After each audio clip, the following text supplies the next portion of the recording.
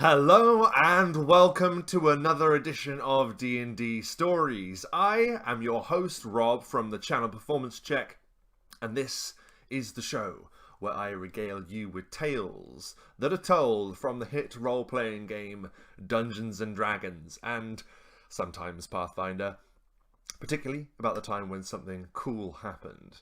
This is the second part of a story known as the Scourge. The name given to our two evil characters. Myself playing Aviserus, the Duskblade. My friend Dom playing Israfil, the terrifying Blackguard. Together they cut a swath of destruction through the land of Main Realm in their pursuit of one goal. Absolute power. They wish to control everything they see. And they do this by robbing powers from opportunistic victories. The most recent being the battle against an avatar of Tiamat, leading a cult of the Dragon Queen. This battle at the Black Tower, their newly found defensive location, this battle resulted in the destruction of this avatar. And now the Scourge, both Aviserus and Israfil, stand booned by such power. Buffed. They level up. And they gain quasi-deity abilities. That's right. In the destruction of a god's avatar, the victor of the battle absorbs this immense potential for godhood. This is the Scourge. Part 2. A black banner is caught high in the morning breeze. It depicts a sigil, the Scourge's sigil, a new moniker, a new identity, a new symbol that presents them as the new leaders of this part of Main Realm, in Midpoint. This symbol depicts two swords, the sword of Aviserus and the sword of Israfil crossed, and at its centre the blades move through the many necks of Tiamat. Before the walls of the Black Tower, a small procession of soldiers arrives. They are bedecked in golden armour. They carry banners too.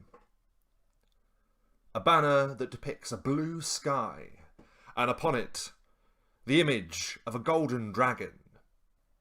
The golden dragon known as Bahamut. The good god of the dragons. Beneath this banner stand these soldiers in this gold armour. They are known as the Legion of Bahamut. And they are here to bring a message to the Scourge. Upon the battlements of the Black Tower, our two heroes,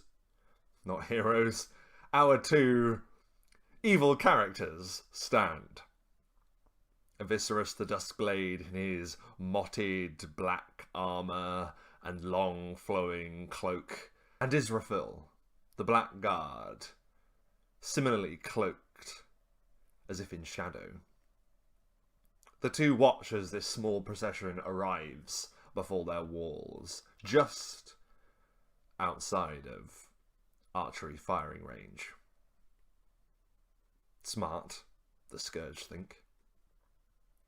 From the ranks of these golden soldiers, now there's only like 25 of them standing there, but from the ranks, one stands forth. He is a high elf. He has long silver hair that falls from the sides of a gleaming dragon helm. He looks up to the walls, and he raises a hand, into which there is conjured a gleaming bow of light. This is an arcane archer, and a powerful one at that. Behold! The archer's voice carries across the void of distance between them and the walls. Behold! I come bearing the power of Bahamut, the great winged wisdom, the golden light of the sky. I bring a message for you, Eviscerus, Duskblade, Israfil, Blackguard. I bring a message of congratulations and praise. It is thanks to your efforts that a great avatar of evil was vanquished. It is thanks to your efforts that the Dragon Queen known as Tiamat, her designs have been ruptured on this land. We bring a token to suggest a symbolic joining of our forces. Eviscerus stands forward, his cloak flowing in the breeze. He looks down upon the archer with cold, calculating eyes, and he replies, Archer, we are the Scourge, and we do not join with anyone. We mean to rule absolutely, and that would not entail making any alliance with your kind. The archer just stands there, just staring up with similar, cold, calculating eyes. You have shown great power, great promise, and great virtue in the wake of your many great deeds. You have stood and faced off and destroyed an evil, a great evil at least, for now. Now, the pair of you mighty warriors must show great wisdom. Join with us. You would not want to be perceived as an opponent of our golden winged lord in the sky. Eviscerus just looks back to Israfil, the Blackguard, who is just smiling, quietly perceiving the events. Eviscerus looks back.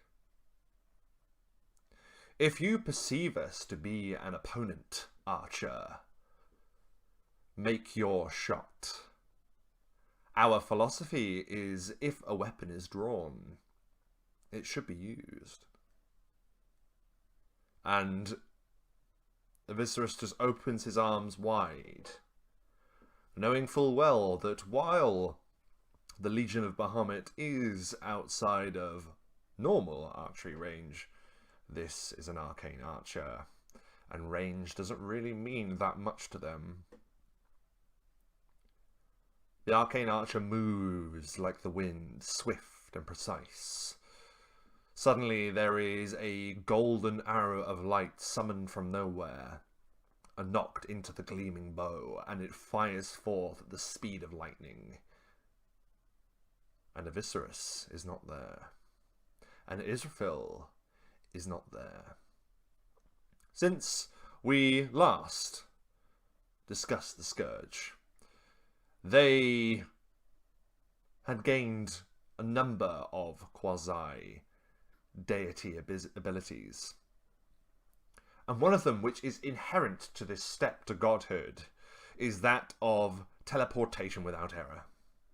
That means that no action or roll is required to move your character at any given time. Eviscerus and Israfil appear on either side of the arcane archer, and with their flanking bonuses, they slaughter him within the round.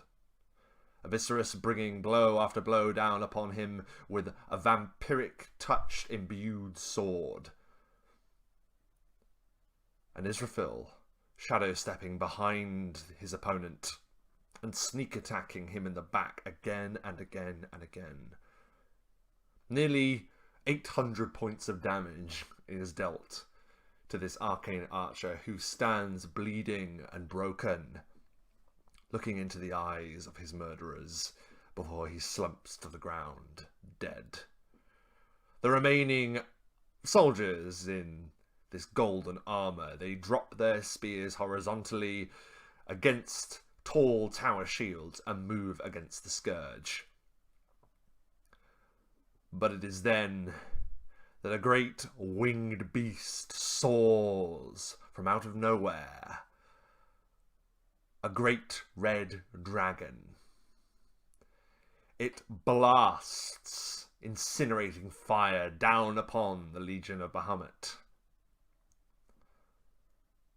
They are made short work of. Where did the Scourge get this dragon? We need to wind back the clock just a moment. Upon the great victory against the Avatar of Tiamat, the Scourge and their remaining forces of the battle had decided to go back to the mountains where they had first faced the Avatar so many years ago now, where the rest of their mercenary company had been dispatched. They make short work of the retainer forces that remain within a huge cave network, which acted as the Avatar's lair, where Tiamat's treasures lie. The Scourge had sacked the entire cave, employing their forces to move treasure back from the cave back to the Black Tower. They had many wondrous items within this vast hoard. They had great weapons of power, they had ion stones, they had more gold that you could count, among with just hundreds of different things that they could choose. One of those things was known as the Iron Flask, a wondrous iron flask, which if you don't know is a magical device that can be used to absorb and trap creatures or enemies in a pocket dimension within it. That you could basically take anything prisoner just with this flask if they reduce it to a certain number of HP and it fails a Constitution saving throw. They also found many orbs of power, orbs of scrying. They found another orb of storms to add to their collection. They found great pieces of armor as well. And they also found something indescribably rare. Resting within an open fire, a pillar of fire, lies a solitary dragon egg. And with careful work, the Scourge were able to recover it. This is a good find indeed, they agreed. They returned back to the Black Tower with all of this loot, all of the trinkets and wonders that victory brings, and they had caves beneath the Black Tower sort of excavated into a great holding pit in which they placed all of this treasure, and they had a large room constructed. Remember, as quasi-deities, I should explain, they have now opted to make the Black Tower their domain, and as such they can carve their own sort of dimension within this keep, essentially. They have their own sort of place of power. So they're able to have this vast cavern constructed, like dug out through the back of the hoard pit, into which they place the dragon egg. And they seal this chamber with a powerful rite, which fundamentally changes how a number of forces in this world work. If you have a domain of your own, you choose how things happen. You choose whether gravity is consistent in one part of it or not. You can change how things are built, how things are shaped naturally. And you can also change the temporal winds. You can also decide and discern how time works in this place. And within this vast cave at the back of the dragon of the treasure pit, the Scourge are able to change how time functions. Into this they place the dragon egg, and they have regular deliveries of food brought down, great carcasses of beasts brought down into this hold. and they essentially accelerate the process of hatching a dragon egg and watch it grow. In Furness, they called him the Red Tornado. This terrifying red dragon that the Scourge essentially microwave into existence is a creature unlike anything that has ever wandered the realms of Main Realm. Sure, there are dragons around, but there's never been a dragon that has been accelerated to the strength and size of a great worm, a colossal beast that can bring maelstroms of fire down upon its opponents. This dragon is absolutely batshit insane. Infernus is crazy because he was just accelerated in this manner. And as such, the great beast operates with the mind of an infant. It hasn't learned how to do certain things because it hasn't been out in the world to learn those things. Now, occasionally, Aviserys and Israfil and their young ward, Carl, from the orphanage from the last part of the story, they would go out with Infernus in an attempt to teach the dragon, in a macabre mirroring of how to train your dragon, only this time with a psychotic, fully grown colossal dragon with the mind of a wormling. Many cities fell. Many fires sprang up across Midpoint. And it was not long before all of the surrounding lands were well aware that there was this terrifying new threat that would just hurl itself out of the sky in some macabre game or other. And now it would seem the game is on once again for Infernus as he soars down out of the sky and, as I mentioned, made short, ash-like work of the small gathering of the Legion of Bahamut. They were tested by fire and they failed.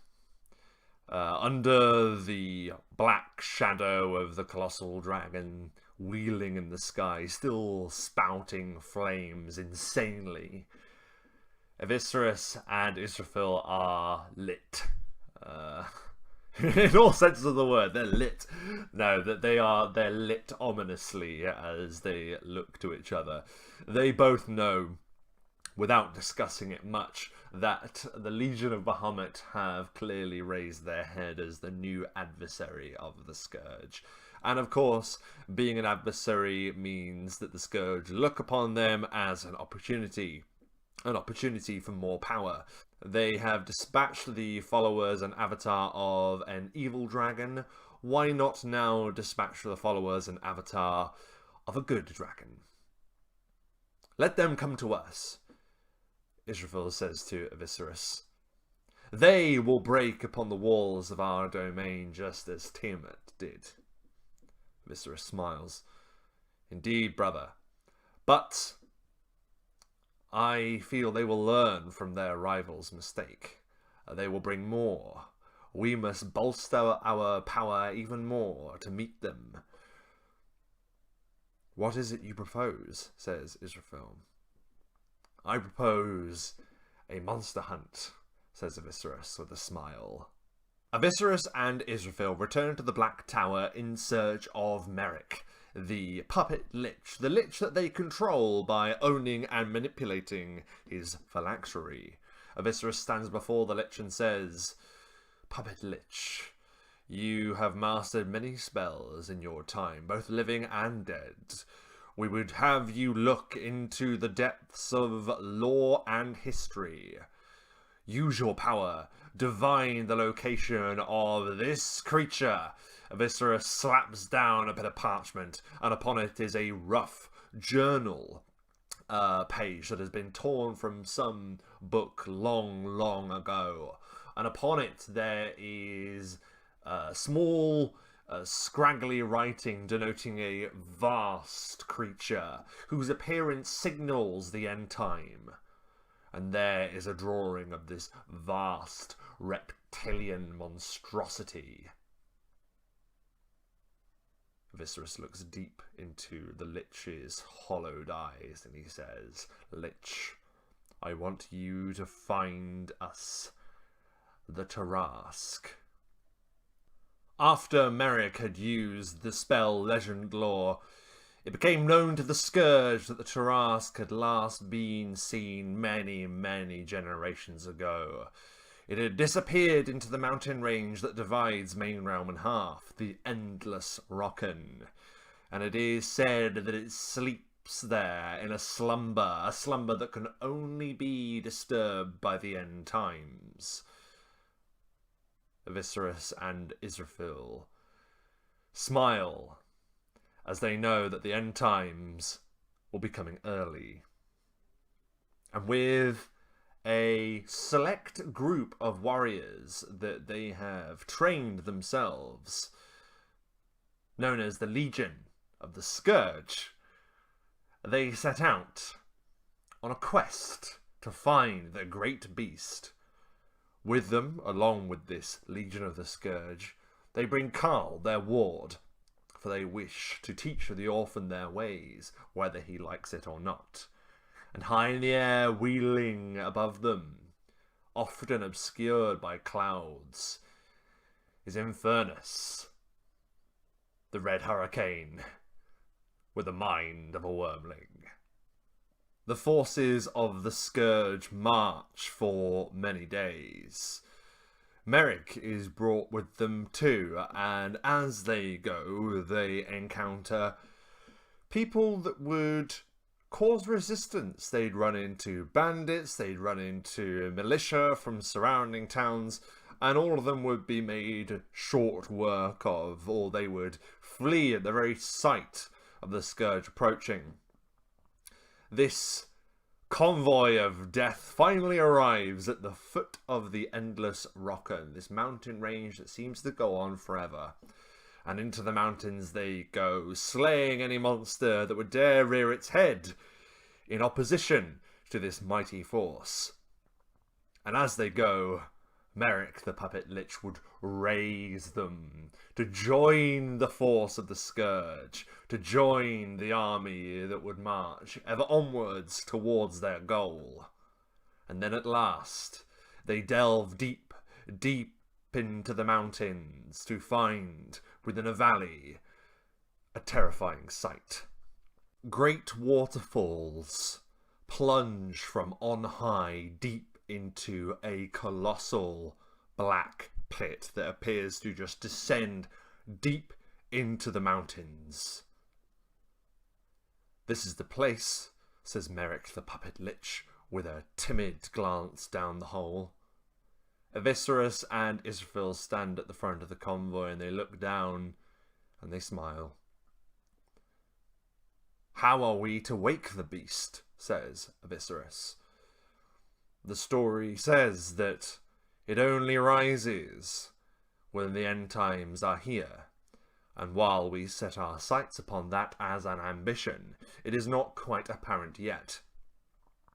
Israfil thinks for a moment, and then looks at his partner in crime and says,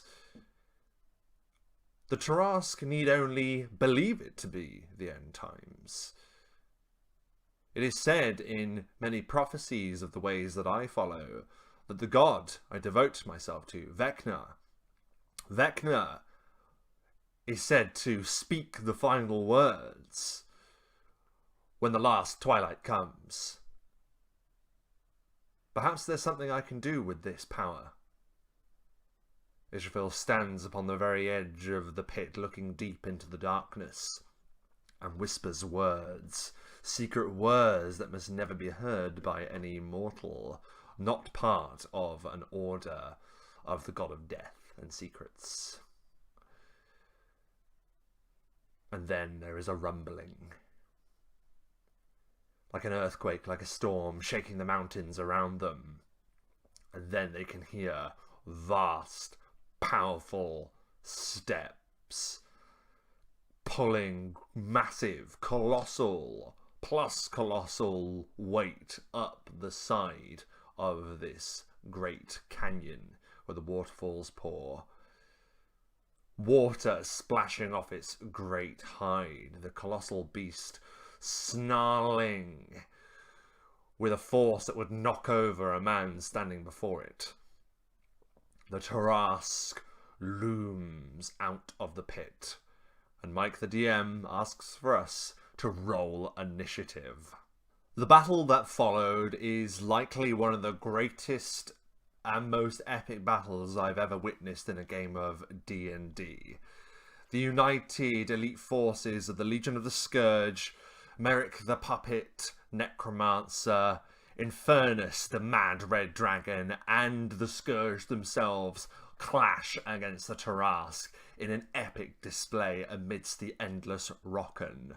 Thunder and lightning wheels overhead as magic, martial might, and colossal monstrous force just smash together. It is a display that will be sung of in ages past, as one immovable evil force meets an elemental power of the earth. The Terrasque wipes out a vast majority of the Legion of the Scourge. They are only mortal, and they die bravely, nastily, and dogmatically. They just are fighting to the very end. Aviserys and Israfil take up one side of the Terrasque each, slicing at its legs as it swings wildly around, its reptilian tail smashing through mountainsides. The Scourge teleporting without error away from falling debris and chaos. Infernus, the dragon, wheels above and dives insanely towards the Terrasque, smashing his great claws into the beast, raking its back and breathing fire down upon the back of its neck. The Terrasque gives an unearthly roar, the roar that sounds like the apocalypse itself, and it gives a swipe up, smashing Infernus across the side of the head. The great dragon smashes into the side of a mountain and then blasts at the Terrasque again. Meanwhile, Merrick the Puppet Necromancer is raising all of those that fall in the battle to return as undead soldiers that strike against the Terrasque, and it's enough really to keep it distracted on multiple sides. This great beast is being harried by a dragon, smashed by two quasi-gods, and a small but powerful following of undead elite warriors that basically take up the brunt of the assault. Many hours pass. In fact, I'm pretty much willing to state that by the end of this fight, like a day had gone by where the battle just raged and raged. The mountain range surrounding this great pit are leveled by the conflict. And then, when it all seems like it could go either way, the Scourge strike devastating blows upon the Terrasque, having climbed up onto its back, Shadow of the Colossus style, and begin raining down attack after attack upon the great beast. And as it falters, its regenerative properties waning, Aviserys and Israfil pull out their secret weapon, the Iron Flask, and with it they are able to banish the Terrasque deep within this wondrous item. They now have one of the most powerful weapons in the history of Main Realm. Its name, a Terrasque in a flask. And so, when it was that the Legion of Bahamut, the full force of the religious order devoted to the worship of the golden dragon in the sky, when those forces amassed before the Black Tower, they had no idea what was going to hit them. Their golden ranks file against the walls of the Black Tower, siege towers and ladders in hand, golden arrows raining from the sky.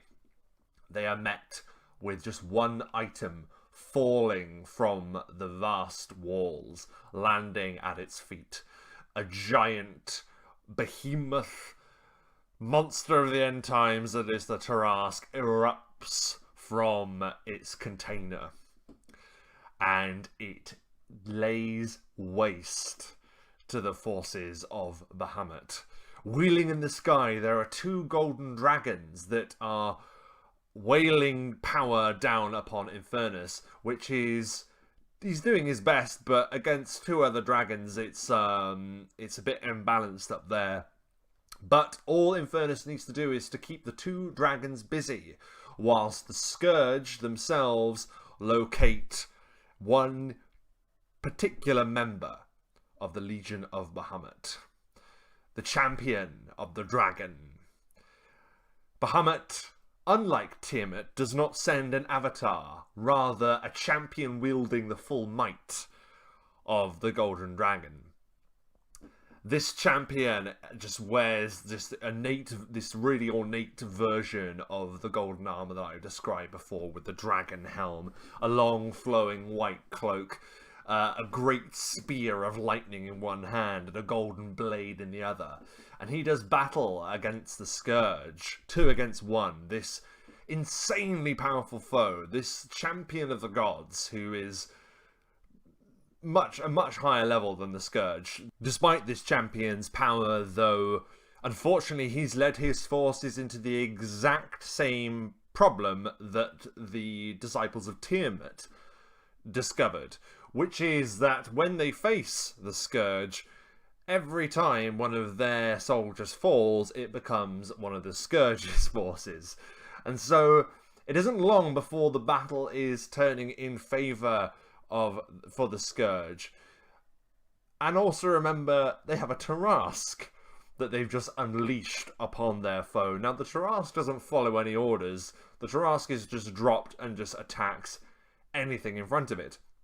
Hence why it was just, the Flask was just dropped over the walls, so the nearest foes would be the attacking side. And so this champion of Bahamut is like thrusting his spear at Israfil and swiping his blade to be deflected by Aviserys.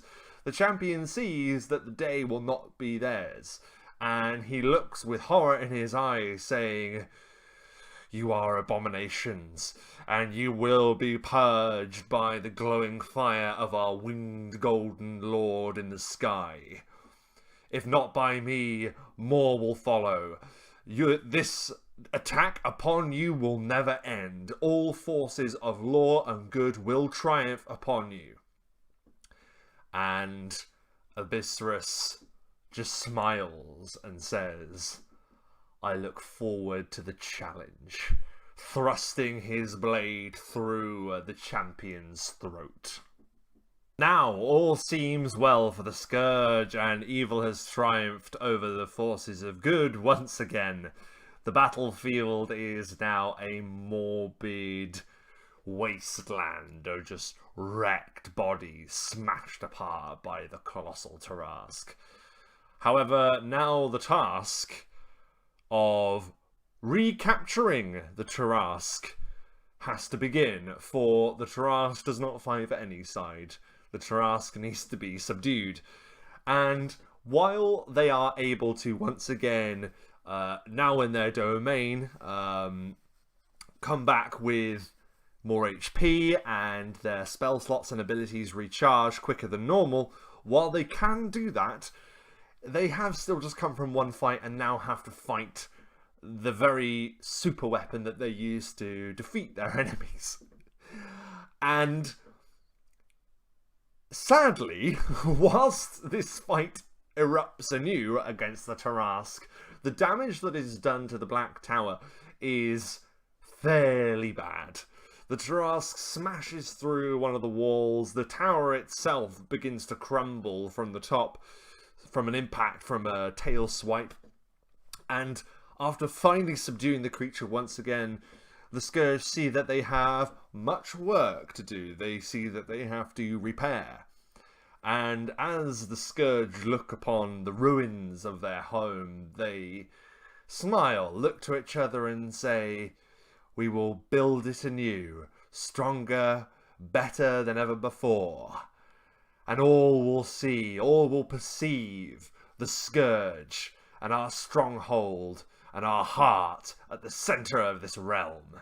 and all that remain in their numbers cheer and cry out the name of the Scourge, so that all gods can hear that name and tremble. All gods, all people, all heroes. Our vision moves across Main Realm, across from midpoint south to the land of Ireland. The land of Ireland that was once prey to the Scourge and the sack of their capital city of Agistel. And we see Valdane the Wandering Sorcerer, hearing tales of the Scourge, hearing how they are the great danger, the greatest danger that this land has ever seen.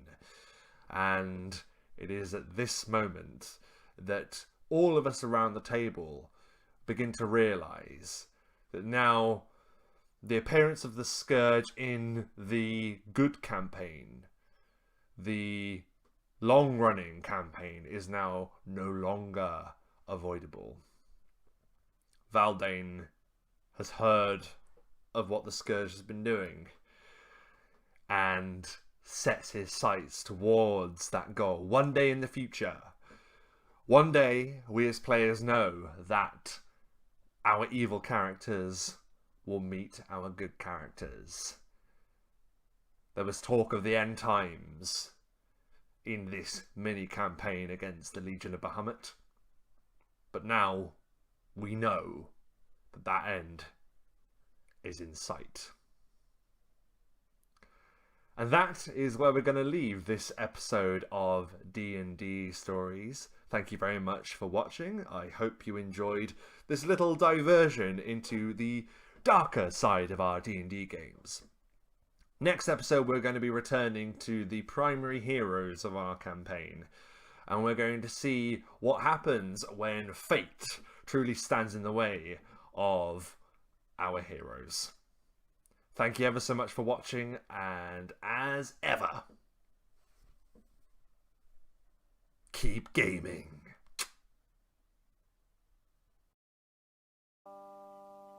Thanks for watching. Be sure to check out the D&D Stories Facebook, Patreon, and t-shirts on Redbubble. Keep gaming!